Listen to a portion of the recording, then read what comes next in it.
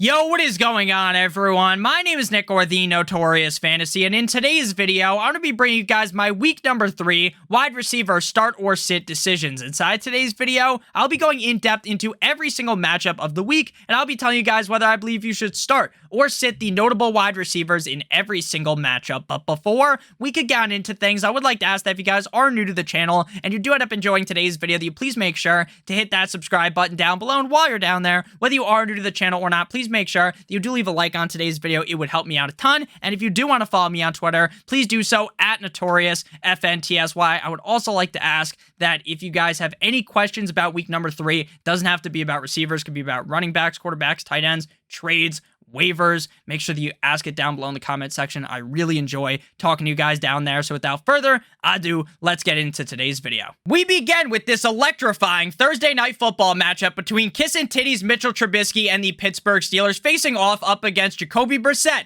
and the Cleveland Browns. In this matchup, I definitely want to be firing up Diontae Johnson. Now, going into fantasy football drafts this offseason, I was enamored with the upside that Diontae Johnson had. Now, I know it was very unlikely that Kenny Pickett or Mitch Trubisky were going to throw the ball to Diontae Johnson as much as Big Ben did. But I thought, you know what? Even if he's not just getting force-fed the fucking football, with the upgrade at quarterback from Big Ben to either Kenny Pickett or Mitch Trubisky, that Diontae Johnson could still potentially be a top 5 wide receiver in fantasy football. Thus far, throughout the first 2 weeks of the season, Diontae Johnson hasn't been amazing. He hasn't been the best wide receiver in fantasy, but he also hasn't been complete and utter dog shit or anything. He's just been about average. This week up against the Cleveland Browns, I'm not saying that I think Diontae Johnson is going to go off and have this humongous game, but I do know that Diontae Johnson has it in him, and he is the only wide receiver that I even remotely trust on the Pittsburgh Steelers. They have Chase Claypool. We know Chase Claypool is a pretty talented player, but it's not like he's going to be able to get a large target share in this offense. Same thing goes with George Pickens. The most reliable player on the Steelers team is Diontae Johnson, and I think up against the Browns again, I'm not saying he's going to have this crazy game, but he is definitely a start-worthy wide receiver. For the Cleveland Browns, Amari Cooper had a great game until he didn't recover the onside kick, which ultimately lost them the game. But hey, in terms of fantasy, he had a high target share. He was seeing a lot of volume from Jacoby Brissett, which was not the case in week number 1. In week number 1, for the Browns, up against the Carolina Panthers, Amari Cooper was really bad. Amari Cooper didn't see a lot of volume, but in week number 2, any of those worries I had about Amari Cooper were kind of silenced. So going up against the Pittsburgh Steelers defense, which is pretty tough, I think Amari Cooper is a start-worthy player. Far from a lock to be amazing, right? Far from an ideal start, but you can definitely start him up against the Steelers. Chase Claypool, George Pickens, these other Steelers receivers are going to stay on my bench. Same thing goes with the other Browns receivers like Donovan Peoples-Jones. We now move to the Sunday slate of games, beginning with the New Orleans Saints at the Carolina Panthers. For the Saints, you're going to be firing up Michael Thomas every single week, even in a game where Jameis Winston hopped in the time machine and started playing like Tampa Bay Buccaneers. Jameis Winston, Michael Thomas still had a good game. Michael Thomas is back. The same old Michael Thomas that you're used to in the past, the same Michael Thomas that broke fantasy football a couple of years ago with how many fucking targets this guy was getting per game. It doesn't matter if Jameis Winston has a good game. He could have an awful game like we saw in week number 2 up against the Bucs, and still Michael Thomas was good. Now, the other wide receivers in that game, Chris Olave, Jarvis Landry, basically Jarvis Landry did his Houdini impression. He was like John fucking Cena. You could not see him. But in week number 3, up against the Carolina Panthers, I think Jarvis Landry bounces back. He is still a target hog in this offense. I do understand that Jameis Winston is banged up, but that game up against Tampa didn't go super well. I think up against the Panthers defense, Jameis plays better, thus Jarvis and Michael Thomas are perfectly fine. Though I will note that I am far more confident in Michael Thomas compared to Jarvis Landry. For the Panthers, I'll roll out DJ Moore, and this Panthers offense is pissing me off. This Panthers offense makes no sense. Matt Rule, you have Christian McCaffrey, you have DJ Moore. Baker Mayfield's looking okay. He's not looking like a world beater. He's not looking like Sam Darnold would. So just about all right. DJ Moore should be more involved in this offense.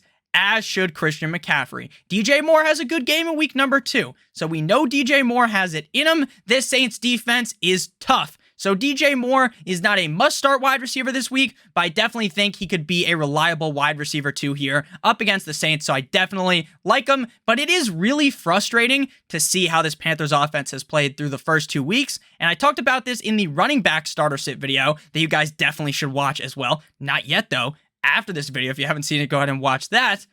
I think Matt Rule might get fired if the Panthers don't really turn things around. Chris Olave, excellent talent, but I do believe Jarvis Landry is just significantly safer, and obviously Michael Thomas is the number 1 receiver on the team. Robbie Anderson flourishes in week number 1, doesn't do too hot in week number 2, so I'm fine just benching Robbie Anderson until this Carolina Panthers offense figures their shit out. Next up, we move to the Houston Texans at the Chicago Bears. Now, if you guys were watching the videos in the offseason, I was as high as giraffe pussy on Darnell Mooney. I loved my boy, Darnell. Here comes the Mooney. You want to know why? Because the Chicago Bears have no one to throw the fucking ball to. I was thinking, you know what?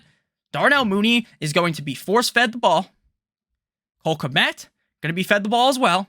The other receivers, who knows what's going to happen with Byron Pringle, the Chip King. Who knows what's going to happen with Amon-Ra St. Brown's brother, Equanimeous St. Brown. But it doesn't matter because you're going to draft Mooney and he's going to eat for your team. And guess what happens?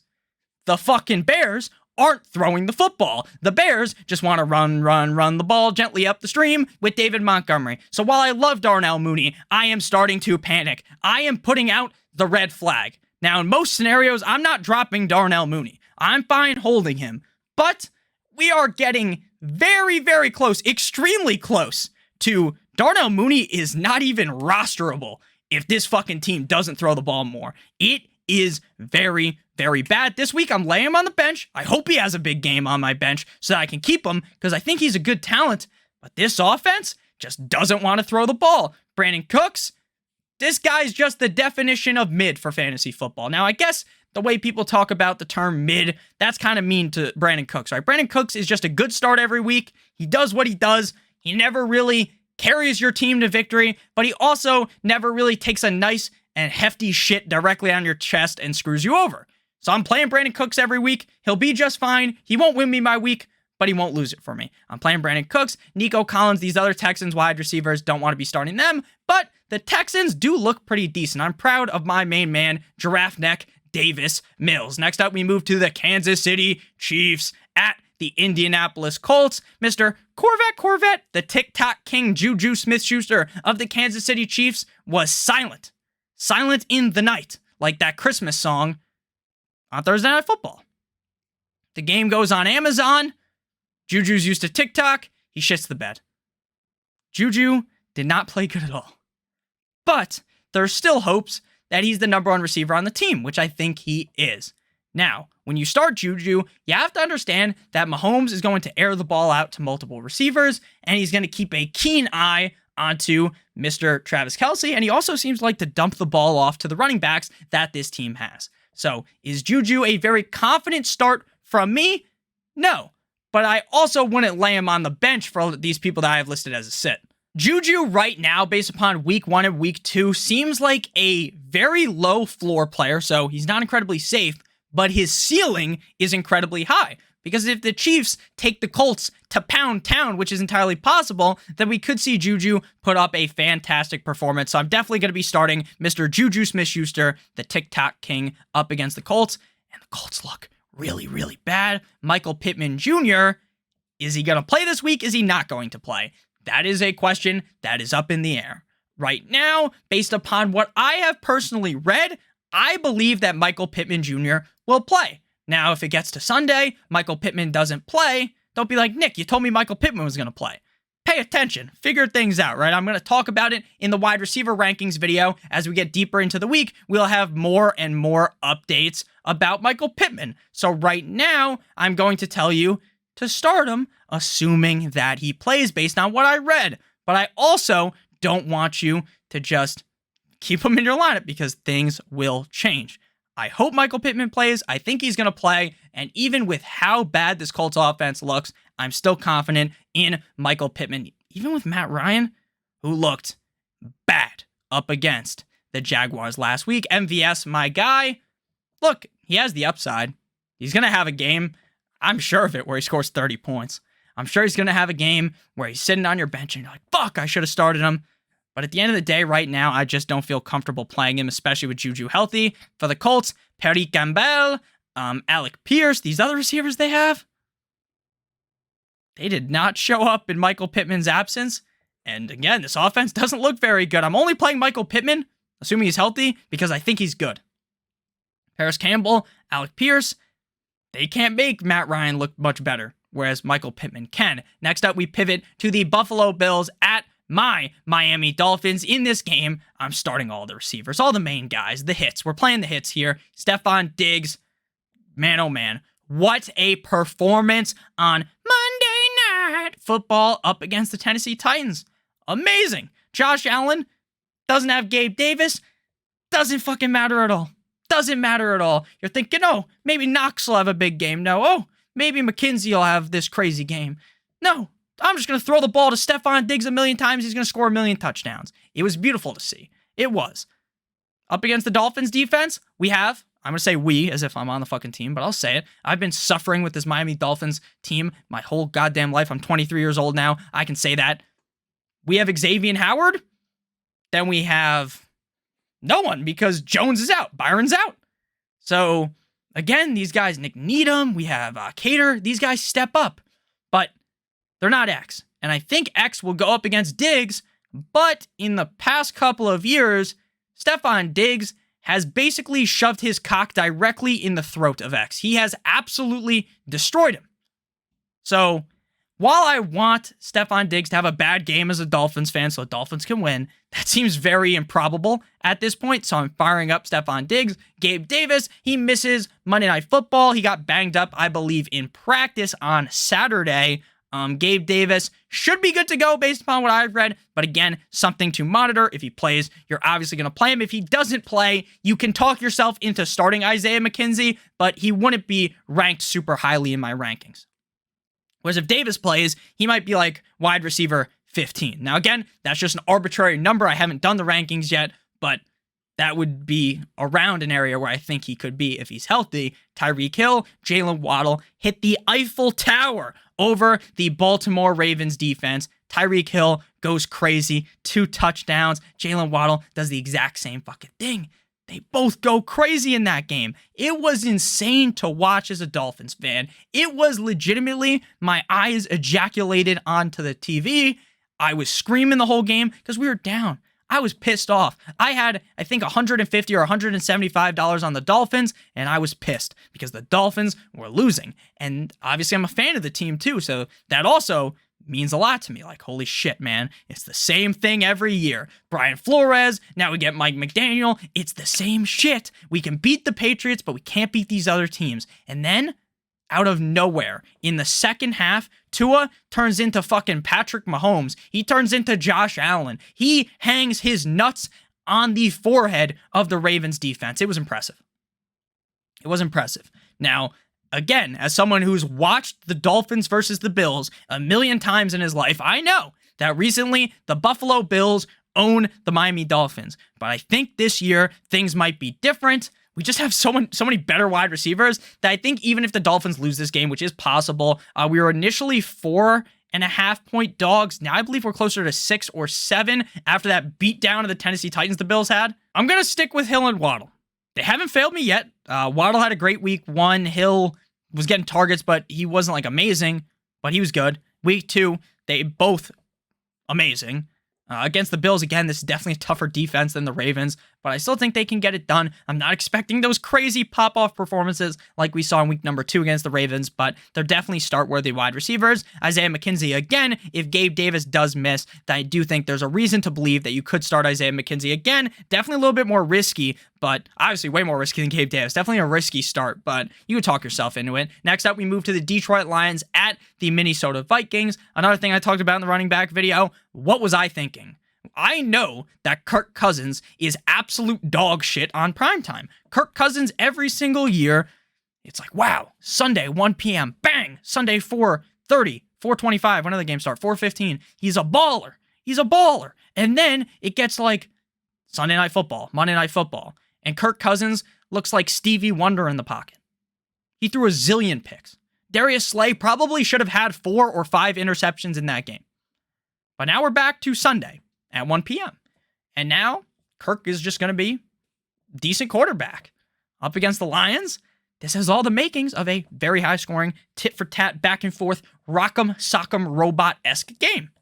So I like Justin Jefferson, obviously, who was not very hot for me. I had him in one of my rosters. Justin Jefferson did not do very good, but he's still the best receiver, or not the best receiver. That's Tyreek Hill, of course. One of the best receivers in the NFL. He's up there.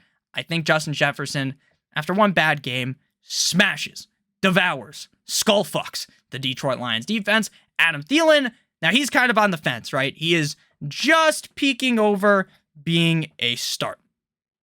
Didn't do well week 1. Week 2 didn't play that well, but was targeted. It's just that Kirk Cousins was so ass that it didn't matter. I think in week 3, we get back on the saddle with Adam Thielen. He plays better. But again, I'm not betting my life on that, so he's like a fringe start, in my opinion. Amon-Ra St. Brown, my guy Amon-Ra St. Brown has been dominant. He's been fantastic.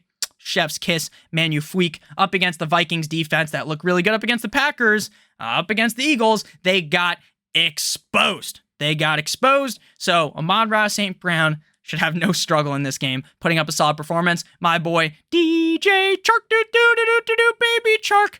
He's a player. He has upside every week, of course, but he's not Amon-Ra St. Brown, and he's just not like a top 32-ish guy that I would even want to consider for today's video.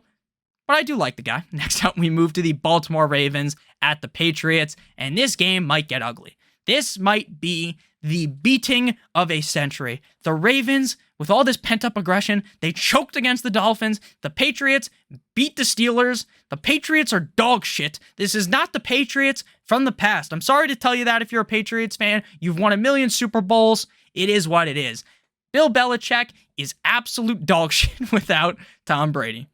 It's not all Belichick's fault, right? I'm kind of just messing around here. But in reality, Matt Patricia isn't that great of a play caller.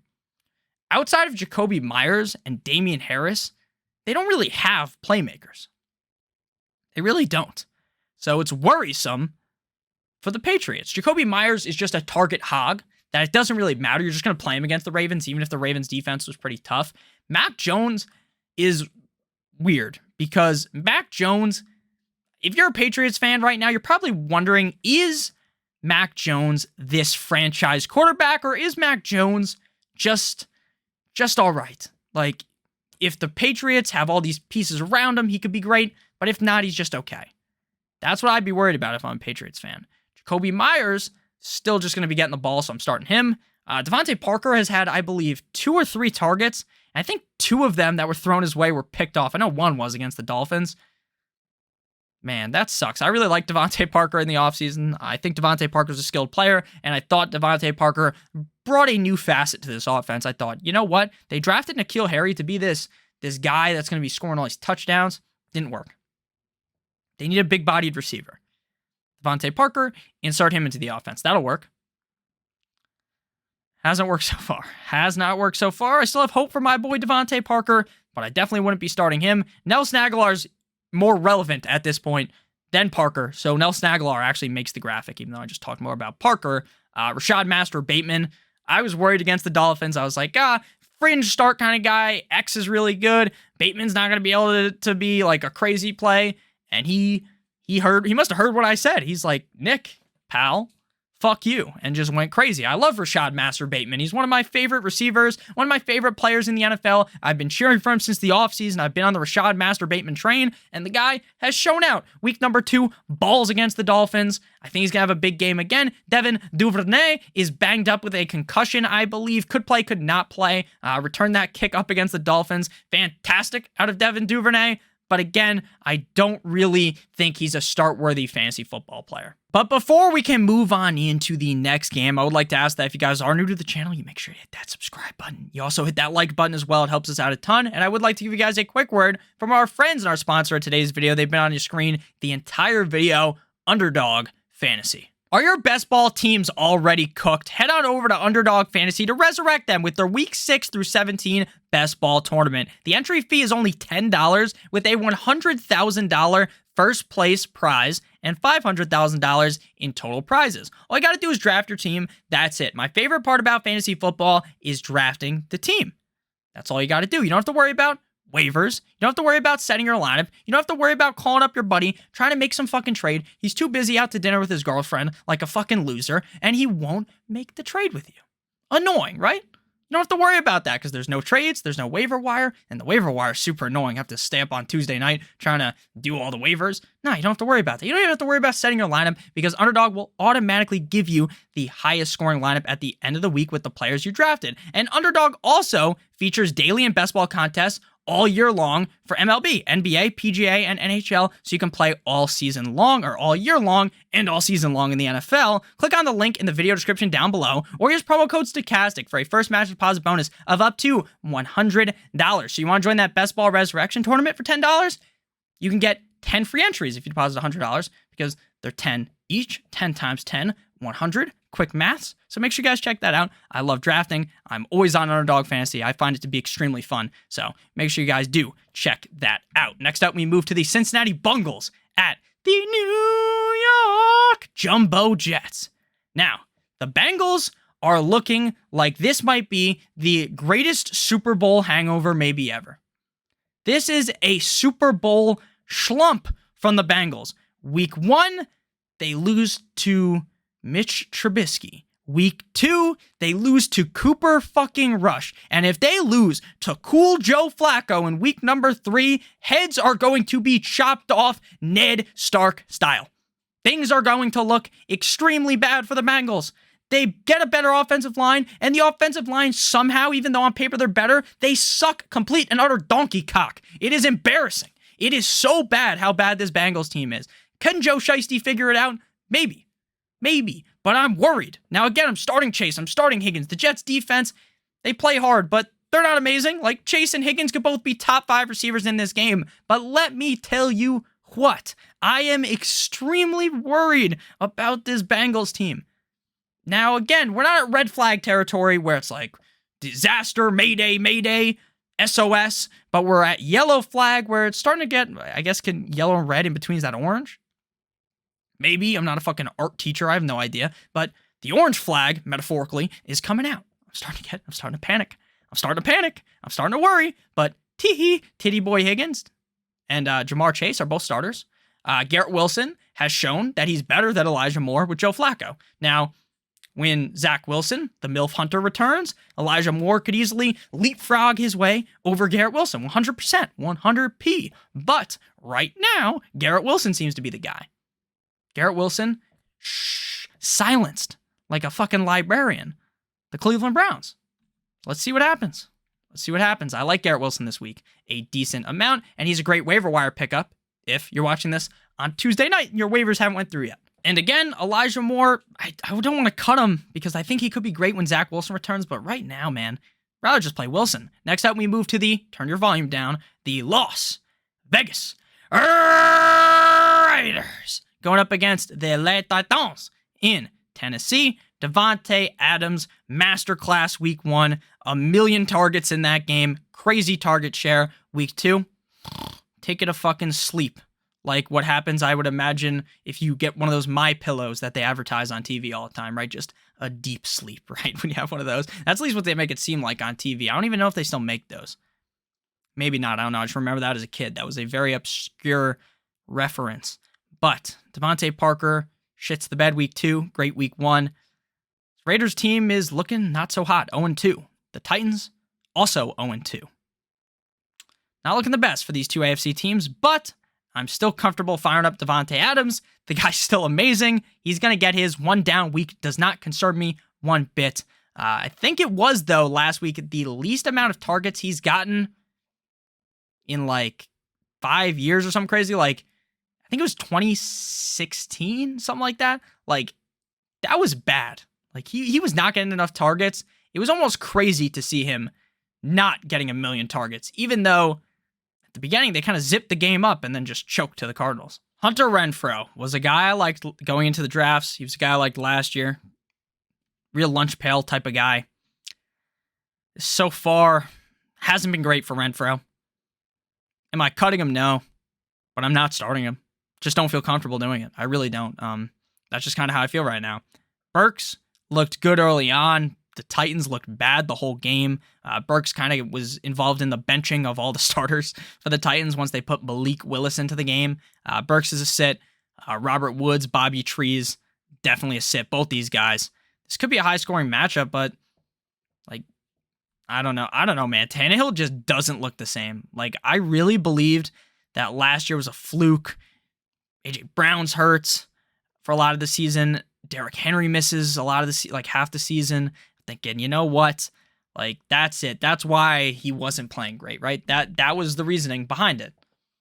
Seems like Tannehill is Ryan Tanny fraud because he's not looking too hot. Next up, we move to the Philadelphia Eagles at the Washington Commanders. It seems like everyone on the internet is getting down on their knees, gawk 9,000 to the Eagles. They look great. I mean, I'm not like trying to shit on them or something. They're a great team, but seeing a lot of posts about the Bills versus the Eagles in the Super Bowl. Very strange because the Dolphins will be playing in the Super Bowl. With that said, Eagles at Commanders. Devontae Smith shows up in week 2. A.J. Brown fades away like a shot from Michael Jordan. Now, was Brown awful? No, he got targets. He was okay, but he wasn't what he was in week 1. I think here this could be a really high-scoring affair between the Commies and the Philadelphia Eagles. So I definitely want A.J. Brown in my lineup, and I feel very confident with him. Again, even after one down game, I'm still happy with that. That easily could have been, instead of Quez Watkins, A.J. Brown catching that deep ball that was beautifully thrown by Jalen Hurts. The Commanders, they've got McLaurin, they've got Samuel, they've got Jahan Dotson. They got a whole lot of players that you want to be starting. Now, if you told me before week 1, Nick, Wentz looks good, Nick, I want to start McLaurin, Samuel, Dotson, I would have told you you're a fucking idiot. I would have told you that's crazy. That's cray. I don't know how that's even possible, but it is. Now, the one worry here is that this is a revenge game. Revenge game. Wentz versus the Eagles. And I think, based upon how we've seen revenge games go thus far this season, the revenge games haven't been so sweet for the player getting the revenge. It's been sweet for the team getting revenge against the player. So I hope Wentz plays good, but I'm slightly worried. And I'm also very confused as to why, I'm flabbergasted as to why McLaurin isn't seeing more targets, but it is what it is. McLaurin, Samuel, Dotson, all starts. Devontae Smith, a sit for me. Next up, we move to the Jacksonville Jaguars at the Los Angeles Chargers. Right now for the Chargers, the health of Keenan Allen is in limbo. It is up in the air. Keenan Allen could play, he could not play. Everything I've read seems like he definitely would not have played last week if it was on Sunday. Even though the game was on Thursday, like if it was on Sunday, he wouldn't have played, or on Monday, but he could play this Sunday against Jacksonville. Now, knowing Keenan Allen's past, if I'm the Chargers, I understand Justin Herbert, the pervert's all banged up, right? Sure, he's scared to show up to the facility there in LA with the Chargers, because you remember what happened to Tyrod Taylor from the doctor? I might be more of a doctor than that guy. Maybe even Johnny Sins is more of a doctor than that guy, because that guy fucked up Tyrod Taylor. But look, based on what I know about the Keenan Allen, like, probably you just shouldn't play him. Don't chance the injury. This is the Jaguars. Nick, the Jaguars just shit down the throat of the Colts.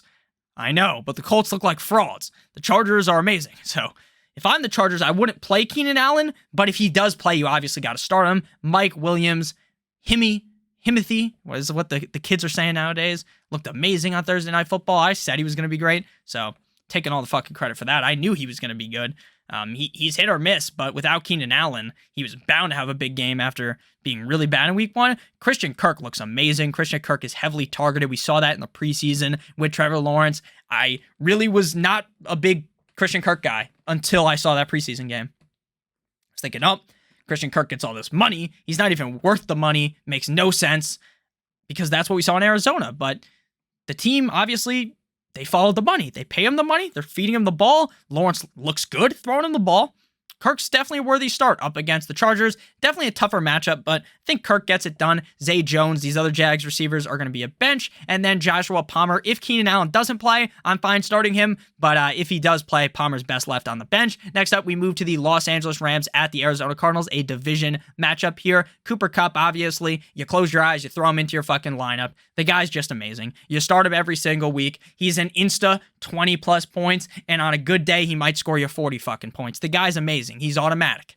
Matthew Stafford, sometimes he throws the ball to these people. He literally looks atrocious. I don't know if that injury from the offseason is hampering him. He looks bad. But then he throws the ball to Cooper Kupp, and it's the tightest spiral you've ever goddamn seen. So Cooper Kupp, he's going to eat every game up against Arizona. The defense does not concern me one bit. Even though the Rams struggled offensively against the Bills, I just genuinely don't think that you should worry against the Cardinals. Allen Robinson bounces back after a piss-poor Week 1 performance.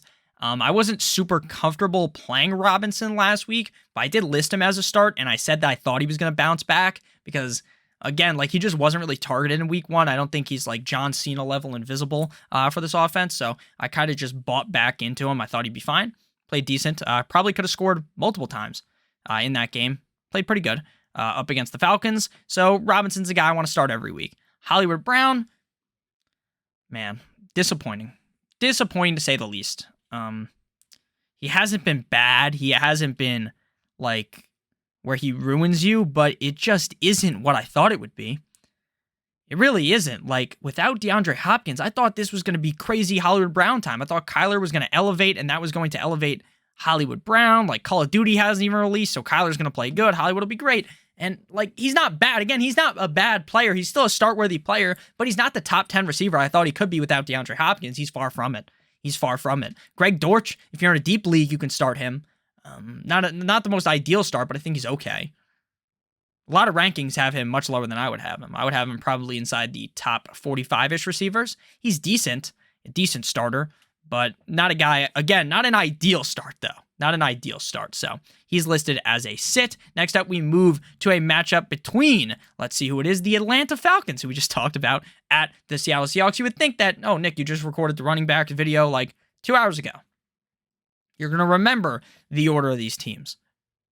No, that would be too obvious for me to remember. Falcons at Seahawks. DK Metcalf, you're just going to have to play him. Look, Geno looks like he wants to give the ball to Metcalf. He wants to throw him the ball.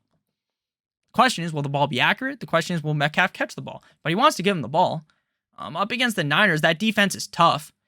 Tough defense. Week 1 up against Denver, Metcalf was getting force-fed the ball. He didn't do too much with it, but I think you still have to start Metcalf, but you probably shouldn't have drafted him, which is something that I talked about a lot in the offseason, that I was incredibly worried about Metcalf, and my fears have been realized. So he is one of those fringe start guys. Like, I'm going to start him, but like I'm not like, oh, shit, I got Metcalf. It's like, oh, shit, I got Metcalf. More like that. It's more the sad, oh, I have Metcalf. London, round of applause. Drake London, looking great so far through weeks 1 and numero 2. Goes up against the Seahawks this week. Could be a big smash matchup. Arthur Smith, for some reason, doesn't use Kyle Pitts. So it's Drake London time, baby. It's Drake London time. The guy looked great at USC. He looks great in the NFL. Up against the Seahawks defense, ready to roll. Fire up Drake London, Olamide Zacchaeus, and the other wide receivers for the Atlanta Falcons that they have, Bryan Edwards. They're all sits. Tyler Lockett in my pocket. Skirt. He has one of the best nicknames, but his nickname is negated by the fact that he's always on the fucking bench. Like, there's no reason to play him. Like, if you're concerned about Metcalf being an up and down player, Tyler Lockett is the definition of risk versus reward player. He's the definition of uncertainty. You look that up in the Webster's Dictionary, a picture of Lockett shows up. So Lockett, sit your ass on the bench. Next up, we got the Green Bay Packers at the Buccaneers. What could be an incredible game if this was week 1. Chris Godwin would have been there. Evans would have been there. Julio, healthy, would be there. Russell Gage would be there. But no, now we get the Buccaneers with fucking Russell Gage, who doesn't look the best. Julio Jones, who probably won't play. Then they have these other fucking bum receivers. No Evans, because he decided to get into a WWE match with Marshawn Lattimore. So this is just a shit game. Brady will still be okay, because he's Brady. He hasn't started off strong, but he'll be okay. But, like, Russell Gage doesn't excite me. Allen Lazard looks decent. But I don't really want anything to do with Alan Lazard, Romeo Dubes, Sammy Watkins, the Lizard King. None of these guys are exciting. This game is a snoozer, and it should have been very exciting. If only the Buccaneers weren't so fucking dumb and just didn't play Godwin at the beginning of the season. Or Evans doesn't fight Lattimore. I still don't get why he was suspended. Sure, fine him. He obviously shouldn't have done that. Take him out of the game. It's fine. But why are you suspending him? It doesn't add up. Next up, we move to Sunday night football between the San Francisco 49ers at the Denver Broncos. The Denver Broncos have been an absolute disaster. Disaster. They have one win. They almost should have lost last week. They got spanked by the Seahawks. Again, close game, but it felt like a spanking by the Seahawks. Like, the Broncos need to figure that shit out, man. Figure that out. Nathaniel Hackett, if you fuck this game up immensely, he's not going to get fired, but you should. Guy's a dunce. Cortland Sutton looks good. Fire him up. Jerry Jeudy banged up, could play. I read, though, one of the fantasy doctors on Twitter, I don't remember which one it was, said that if Jeudy comes back, he might not be the same this week. Like, he's still going to be fine for the season. Like, oh, don't fucking panic. Don't panic sell Jerry Jeudy. But he might not be the same guy this week as he was in the past. So if he plays, I'm going to sit him. I'm definitely playing Cortland Sutton. Deebo Samuel's a no-brainer start every single week. There's a reason you drafted him so early in fantasy drafts, because he performs. Jimmy Garoppolo, the starting quarterback there. Jimmy Guap, Jimmy G-Spot, Jimmy Pornstar. I like Deebo. Brandon Ayuk is a fringe player where he's just under the bell to be the sit. But if you need to start Ayuk, again, I won't talk you out of it. Final game here, Monday night. Like, you waited all Monday. Holy shit, Sunday's games were great. Monday, so excited for Cooper Rush versus Daniel Jones. CeeDee Lamb's getting the targets so you can play him. You can play him, but I'm not excited.